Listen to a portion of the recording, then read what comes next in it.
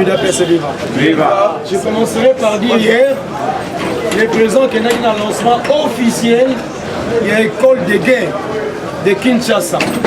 Officiel, tout le monde était là, vice-premier ministre, sauf seulement dénigré. L'école de guerre de Kinshasa, lancement officiel, Fatih Béton présent. Si vous regardez la télévision, il y a des radios diffusées. Les cas qui habitando, la radio, présent, école de guerre officiellement lancée. Dans OCP. Dans un listing, dans le rapport mapping, il y a 400 noms. Mais on peut s'inscrire à combo, tant que sur le combo, il cité dans le rapport mapping. Déjà, moi, comme un merengue en France, c'est quoi? Il y a encore entre autres. 1. Joseph Kabila. 2. Kengo Adon. Kamere Vital. Jean-Pierre Bemba. Boum. François Mouam. Mende Amelambo. Tendundu José. Olivier Kamitat. Yves Kisombe. Kinkei Moulumba. Kyungu Gédéon. Kyungu Wakumwanza. Thomas Louaka. Louis Michel, de Belge. Moussa Namwisi. Mumba Gama, Barthélemy. Ngoïka Songo Emile. Nyarugaboum, Moïse. Antoine Gonda. Général Tango Ford, Amis. Général Dendi Kaloume. Paul Kagame. Mousseveni et tant d'autres. Sur 400 noms, ils ont extrait un échantillon de noms. Ces gens sont cités dans le rapport mapping, ils sont des criminels. Ils ont fait des crimes. Crimes économiques, financiers, matériels, humanitaires, nions sociologiques, mentales, spirituels même. Ils ont tué, ils ont calciné, ils ont violé. Parce que la nuance, ces noms sont cités. Ces gens doivent être appréhendés.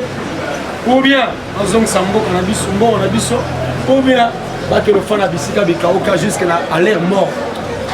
Mais Kyungwa commence lorsqu'il parle que Bakangi, une autorité, il y a FCC. Bakangi, bon, on est en France. Une affaire en Europe, une affaire de 30 milliards de dollars. 30 milliards de dollars. 30 milliards. Individus. Bloqué compte bancaire, 30 milliards de dollars. Mbongo ya RDC. Mais tout le monde peut jouer à afin de payer la maboko na ye. Mais va comment les bateaux payent. Quel motif m'a. Ces gens sont mauvais. Et maintenant les petits peuples commencent aussi à copier. Au moins, on soit bien comme un milliardaire, il faut pas qu'on y va. Mais au coin a pour la mabé, parce qu'au coin de l'époque, ce n'est pas le moment de voler, ce n'est pas le moment de détourner. Parce que les détourneurs jadis seront traqués, mais toi tu viens à peine. Au Kangamanayo, avec Fatih, il n'y a pas de la blague. Fatih accepte que boum, Européen, ça m'a donné Yamakas. Pas de pardon. Est-ce que vous savez qu'on a abattu nos 2 hélicoptères? Oui. Les 2 hélicoptères ont été abattus parce qu'il y avait des généraux infiltrés dans la Katia. À la fin de ce sont des Rwandais. Au Kabila, tu as pour la bâtir des zones à Congo. Bango, on a poursuivi. Il a fait Viva. Ces rapports doivent et puis ça nous sauve la leçon et puis ça y a leçon parce que tout le monde a un rapport mapping parce que son nom aussi est à l'intérieur Azarias Roubewa. Du coup la Sud-Afrique, Azarias a dit qu'il y a corona, je suis guéri, je dois rentrer au Congo. Azalon en Afrique du Sud parce qu'on doit l'arrêter là-bas. Et d'après c'est Viva. Beaucoup, même qu'on voyage, il y a des gens qui voulaient sortir à Dorme sous ces bazars là. Et on a séparé parce que Olive, les Maluba, on est nulle part. En tout cas, Olive, maman Olive. La bien de maman Olive, merci. Maman Olive, merci. Parce que tu nous as appris que vous n'irez nulle part, vous serez arrêté ici. Et puis on va qui vient jusqu'à votre mort. Ce n'est pas nous, c'est toi-même. Alors que jusqu'à la mort, oh, merci beaucoup Olive. Joseph Kabila ne sortira pas du Congo, il mourra ici. Mais ses os iront dans Mboka. On ne va pas l'enterrer ici. Ce n'est pas un Congolais. Et les seuls Congolais qui ont regardé face à Moussoulimo, il y a Bololo, il y a Bosco et Sansa. Ils ont maudit. Par contre, on doit être bon à la sur le bébé. Bilan est bon de subir parce que nous autres deux mais du moins, comme vous voyez que bon, on va vous arrêter ici. Coup de chapeau. Les alliés qui ont tolobi ango. Les alliés qui ont fait sa prophétie à Kala. Oh, il vient le mec que Kabila sera arrêté ici, ligoté et on va l'amener vivant, pas mort. Kabila, tu ne mourras pas maintenant. Avant de mourir, tu dois d'abord rembourser notre argent. Oui. Et tu vas aussi rembourser notre santé. Parce qu'il faut qu'on ait tout le monde au compte de nos agréments, après, ok, au couf. Il faut qu'on ait la bonne santé. Non, c'est aberrant. Il faut qu'on condamne. Au couf de zone de Mozilla qui n'a bouté en boula. Pour là, son bouté en boula. Et on doit te mettre sous le soleil. Et tu sauras comment te bouter chauffer dans ma colle. Pour moi, tu vas choisir. Bon, le lait, ça m'a bien. Mais dis-moi, chers combattants, chers Congolais, ce pays, c'est un pays sacré. Et là, quand on ne dit pas les noms, il n'y a pas les noms, on pose la question. On a encore volé les noms, parce que les milliards, ça va gagner milliards, on connaît l'auteur, non? Oui. On connaît la personne, parce que ça descend la compte à Moutoumou Songolo. À tous ça sous couvert, on saura que sous couvert c'est Nzouzi, mais l'argent c'est l'argent de José. C'est comme à l'époque, sous couvert c'était 7 yens, l'argent était à Mobutu. Comme aujourd'hui, sous couvert Yuma, mais l'argent c'est l'argent de Kabila. Il devait se vivre sous couvert Yoyeba. Mais il y a une pensée.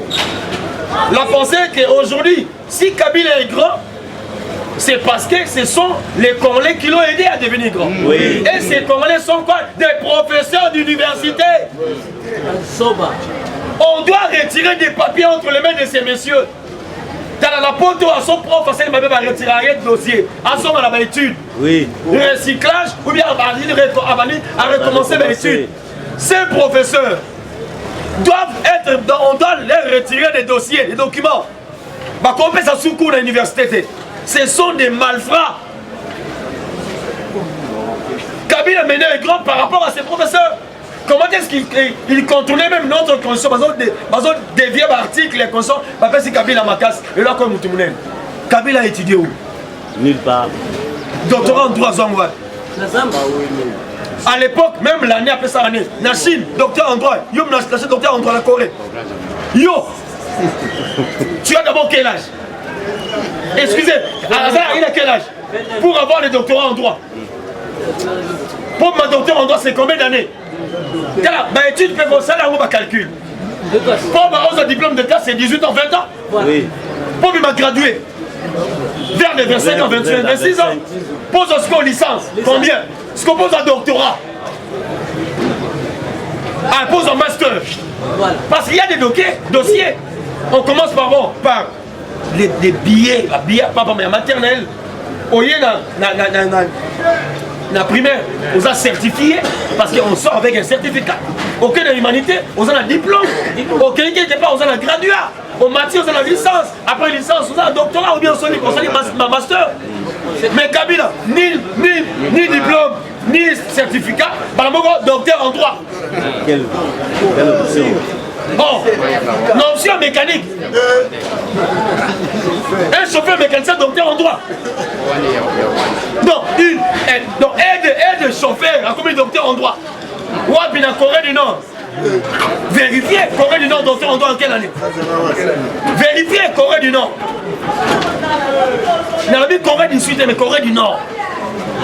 Et puis la Chine. Dans quel pays, dans quelle ville? Oh, c'est Pyongyang.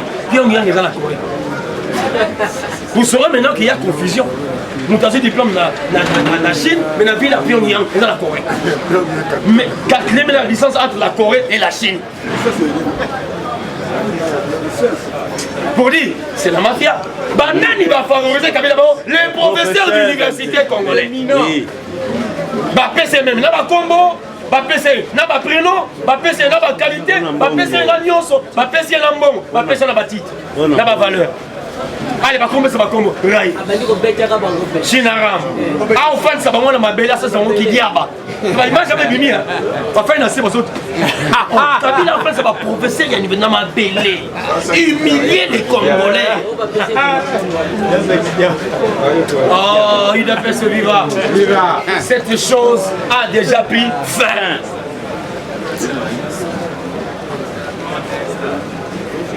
Ah ouais, c'est ce qui s'est passé avant-hier.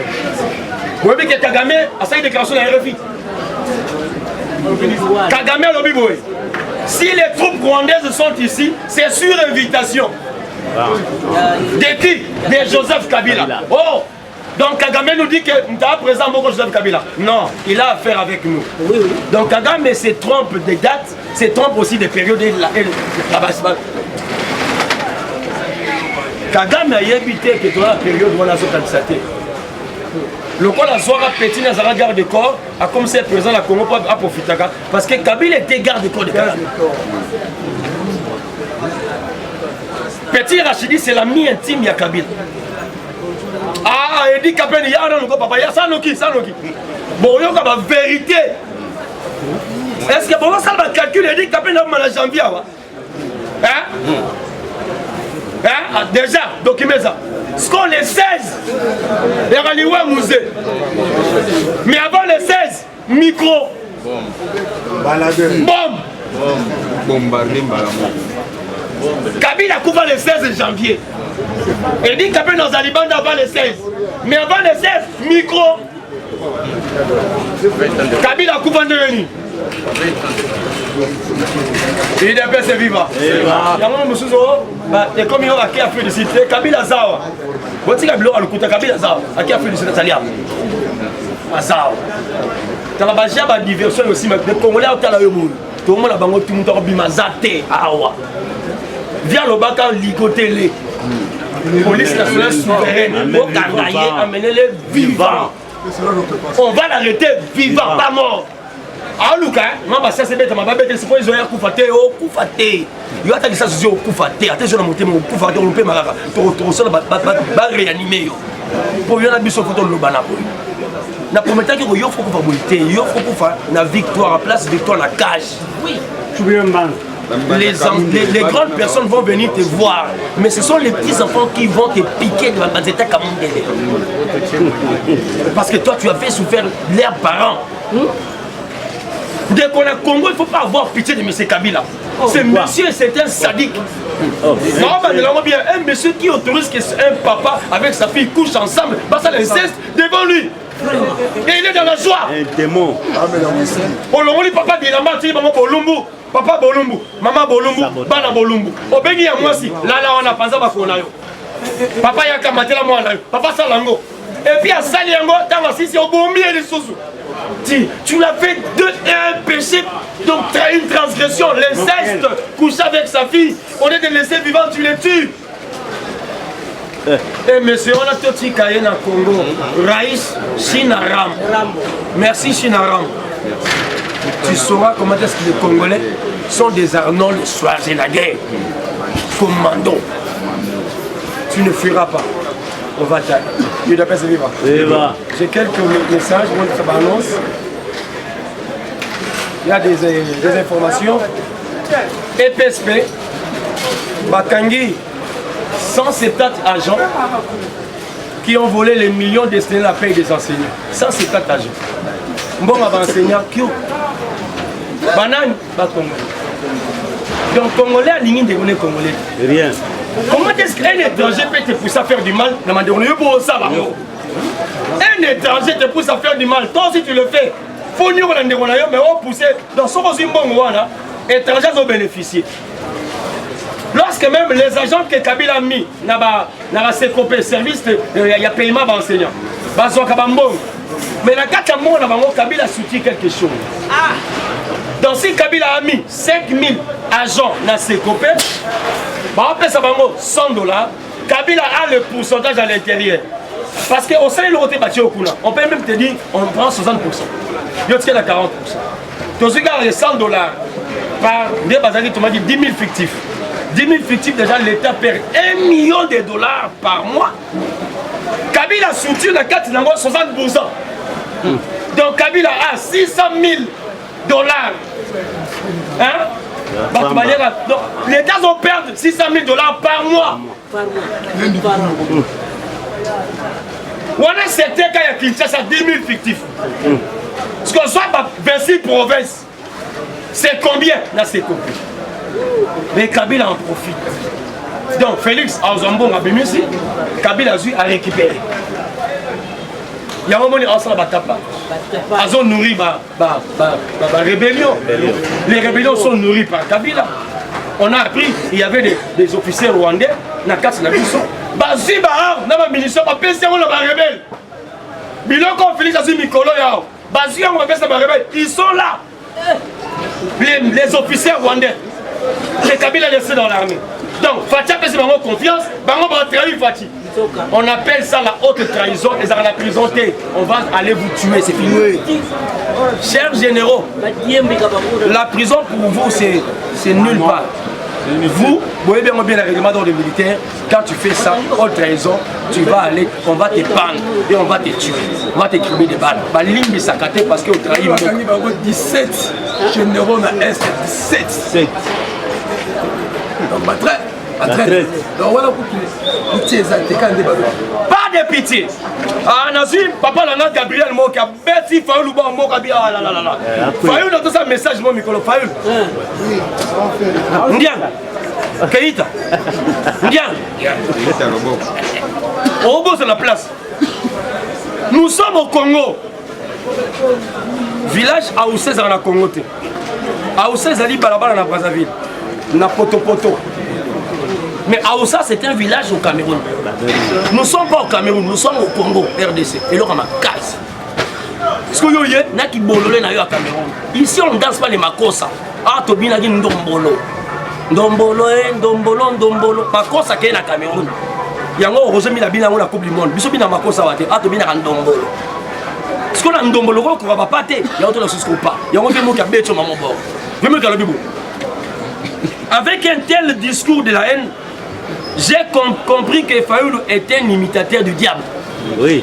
Le père de la haine, du mensonge et de l'orgueil. Et qui n'a rien à offrir au peuple congolais. Il n'a rien à offrir. Fayoul n'a rien. On dit que Fayoul a Zarasubi Maïl. Maïl, il y a autant de bio. Dans une école, il y a des pommes, il y a des tinjil, mais autant de bio, parce que Botama n'a dit que Botama avant que tu a créé. Ça c'est grave. Yo ça m'ta gêné Tony. On remise ça, on remise Tony. Bon, Baja on regarde moi Kabila Botama pela. Et Wabora, c'est voilà ma petite. Bon, âge Kabila au pas ça Botama. C'est voilà ma petite Zamba. Donc, voilà le père Botama dit dans les créer mettre Zamba. Oh, on ne peut pas na kin, non, la bidon ndeni qui chasse ça là. Qui chasse ça. Bambo Kasika, comme il me souvient, il dit Zamba. Parce qu'il y a Botama dans Zamba. Est-ce qu'on a dit ça, c'est Zamba, on a dit au Bambo Kasika. Donc c'est vraiment venir sur Kayango, à tirer la séquelle là, venir. Le monsieur ne sait même pas parler. Il parle des choses où il est bien noté. Au bénin, tu placebo, le lot c'est beaucoup d'années, c'est un pantin, un placebo, mon pouvoir, sache parler. Mais avant de parler, tourne la langue cette fois. Parce que mon trône le vélo est gagné. Vous avez qu'on fait la place mon Félix, mais tu ne savais pas son futur et son devenir. Il y a un Félix, moi là tu sais que. Alors que Félix c'était un grand dirigeant, il y a un petit, il y a un bouquet. Quand tu as comment vous posez une mission de ça là, il est presque ça là. Tout ça là yo. Papa tout ça là yo au commando parce que yo ça la forme ma big. C'est comme un dirou, il y a Kala. Et les Congolais combattants vont aménager. On commence à te scier, à te raboter pour se former. Mais former, nous sommes tellement bien. Non, c'est donc ça. Dès qu'on côté de Facebook, il y a Paul Nkoulou. Bon, moi, l'image, Paul Nkoulou a une image à Facebook. Papa d'ailleurs. C'est un ancien homo sapiens, donc c'est bizarre. C'est bizarre qu'on puisse avoir un monsieur pareil. Dans l'image, dans le Congolais. Et vous vous comparez, j'ai dit par rapport à la beauté physique. Combattant, par rapport à la beauté physique. Vous voulez comparer la beauté de Félix avec la beauté de Fayoul. Oh, même les Liboum. Rien. Faut le sentir les Arabes, sentir les Arabes. Sentir les Arabes autour. Parce qu'il n'a même pas le bouquet, tu as rappelé bizarre. Le voilà, un kiki. Bizarre, même des marches, bizarre. Même accoutrement, mon boulot. Accoutrement, non, c'est pas normal. Donc on va te dire des choses, il faut comprendre. Nous sommes beaucoup de choses à voter, tu l'as dans le carré, bon gars, vous comprenez la face. C'est bizarre. Quel est ce qu'il a pensé quand l'ambassadeur de la Kabila, l'accès Kabila de Bakanga cravate, il y a un cravate ou la cravate. Aux États-Unis, il y a la foule. C'est bizarre. Et ne continuez pas à toucher les présents. Parce qu'ils sont au touché parti, ni la présidence, ni les services de renseignement ne vont te poursuivre. C'est nous-mêmes qui vont te poursuivre. Oui. Nous-mêmes qui allons te poursuivre. Terminer ton rejoindre dans ma loba, dans nuance. Parce que, au début, rien. Il a pas de vivre. Dans ce lingana, chité dans le vélo, je suis il aura bien, mais par rapport au Nathan, dans ce propos, il y a si quoi qui t'engage pas bête qui fait le bas. Et ça va bien. Alors, Bibo, allez dire à Fayoul que la niptaphobie, il y a des mots. Fayoul, soyez bien, mais on les lit par la main, mais on l'envoie d'ailleurs. On abandonne le truc Congo avec la niptaphobie. Ah non, le baron, attends, on va expliquer mon robot. Expliquez. Prise sous les prises de l'hédonisme. Ah, Zambé, pas mort. Niptaphobie, hédonisme. Épicurien est-elle consubstantielle à l'univers didactique métropolitain? N'a pas le mot est aniptaphobie. Qu'est-ce que la phobie? La phobie, dans ce qu'on a dictionnaire, la phobie, c'est l'ensemble des troubles psychologiques. On a la trouble. Il faut que la scène bébé. Viens qui t'en a bourmi, Fayoul. Quel est le bébé Fayoul? Ah, viens qui t'en a Jésus. Alors, Biboye, accès sur un acte ou une entité extérieure capable de susciter une paix morbide et inerte. Aïe aïe aïe, donc pour dire Fayoul, c'est un fou. C'est quelqu'un qui rêve. Il est dans le cadre de l'utopie. À moi, on dirait, beaucoup de zones à répéter, mais on dirait. Donc lui, songez qu'un jour, il va gagner Félix aux élections. Vous voyez que Genève, c'est Kinshasa. Genève, c'est pas les Congo, c'est même pas Kinshasa. Parce que Kinshasa, Félix a battu dans 23 communes. Bâti à plate couture. Yo zoa quand on a Selimba, Kaluka, parce que on a bloqué campagne. On a Njili, Massina, mais pas Kimbatseki, parce que Kimbatseki Félix a battu. J'ai le pourcentage de Félix. À Béton, on a Kimbatseki. À Béton, on a Massina. Yo beta Njili, pour Njili, on n'a pas une pangiste. Mais à Béta, yo partout, même il mettait à Béta. Qu'on a cassé, qu'on a battu parce qu'il va être yoté. Au Bandoulou, j'ai les rapports de Bandoulou. On ne connaît pas la village de Tanga village. Ils ont mis Mayum, on est news. Yo, Mayum, aux alliés, on ne te connaît pas. Hédonisme, c'est dire doctrine morale qui fait de plaisir le principe ou le but d'une vie. Motivation d'une activité économique par la recherche du maximum de satisfaction par le minimum d'efforts. Pas d'efforts. Attends, babi, le minimum. Ils ont pas plaisir. Ils ont trop plaisir. Viens, aux âmes hédonistes. Donc, dans c'est des qui trop. C'est par rapport à ton look, tu as senti que tu as lassé. C'est bizarre. Toi, tu dois quitter la politique. On te dit que tu es hédoniste. Aux années de ta phobie, tu n'as pas, le mental de foutu. Quand on parle de la psychologie, de psychique, ça dit de l'âme. Ton âme n'est pas congolaise, ton âme n'a rien. Tu es un fou. La fourberie, c'est la mouture na yo ndeko Fayoul. Quel est la musika, pardon, viens au moment là-bas, mort. Vu qu'il t'enga ma bébé. Alors, la consubstantielle, c'est quoi? C'est qui n'a pas qu'une seule et même substance, entièrement dépendant, directement liée. Substance, c'est qui ne subsiste par soi-même. Azara yémo. Batuma na bango. Il y a un monde même décidé. Azara yo, na sak na yo, na moi na Freedom House. Tout est c'est quoi pour ça on vient au gérer.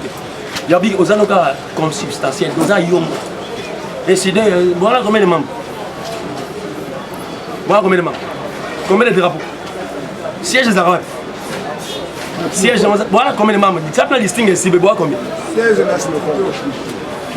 yango les baso ozo comprendre te yo ça yo moko tika na yo pardon viens so boma yo viens kitenga mabe na ki bo pakawana zo misabelo diététique qui a rapport au régime de la diète. La diète quoi, c'est manière d'employer régulièrement tout ce qui est nécessaire pour conserver la vie soit de la santé, soit dans la maladie.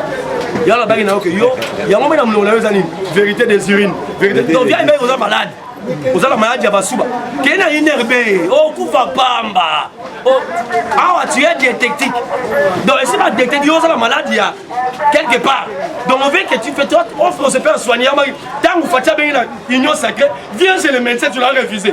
Alors que c'est le docteur qui vous a appelé, venez, n'a soigné Bino. Il y a une consultation. Parce que consultation, partie un habix, mais Bisso te dit que on a un problème, il y a urine. Il y a aussi la vérité des urines. Mais inherbé, ça me dit. Si on est inherbé au Coran, c'est la chair. Ok, œuvre médicale à quartier, hôpital, moi, il y a là-bas, il y a un mandat. Si côté la bino, il y a côté la bino. Oh, côté la minga. Au bureau, il y a Canada, la tête, on va mettre en gaz, moi, je vais prendre soigner. On va passer dans le sac, on soit Canada. Il y a une perception de l'hôtel qui s'y ensemble. Et à parler sur la métropolitaine, c'est ce qu'il a vu. Il est viva. Demain, on va décortiquer Babylone. Il est viva. En tout cas, j'ai dit merci à tout le monde. Merci à ceux qui sont de la diaspora. Merci à mon